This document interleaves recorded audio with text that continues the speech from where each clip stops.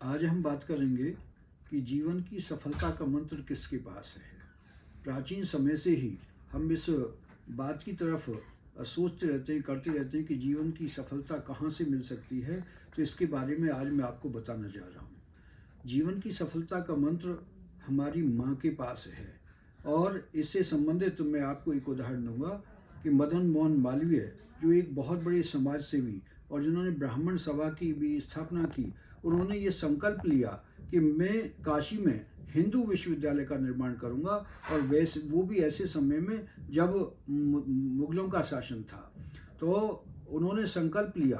तो संकल्प लेते समय अपना ये काम प्रारंभ करने से पहले उन्होंने माँ के चरण स्पर्श किए और माँ ने आशीर्वाद दिया और ये कहा कि बेटा, जब भी तुमको कोई काम शुरू करना हो तो भगवान का नाम 4 बार नारायण नारायण नारायण नारायण उच्चारण करके और माँ का आशीर्वाद लेकर के जाना, निश्चित रूप से सफलता मिलेगी।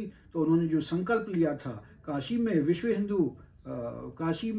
हिंदू विश्वविद्यालय का निर्माण करने का, तो वो माँ का आशीर्वाद लेकर 4 बार नारायण नारायण नारायण नारायण कह के और चल दिए और उस समय हैदराबाद पहुँचे। हैदराबाद का जो निज़ाम था वो बहुत ही कट्टर था और उन्होंने सोचा कि मैं इससे इतना पैसा लूं ताकि इसका निर्माण हो सके।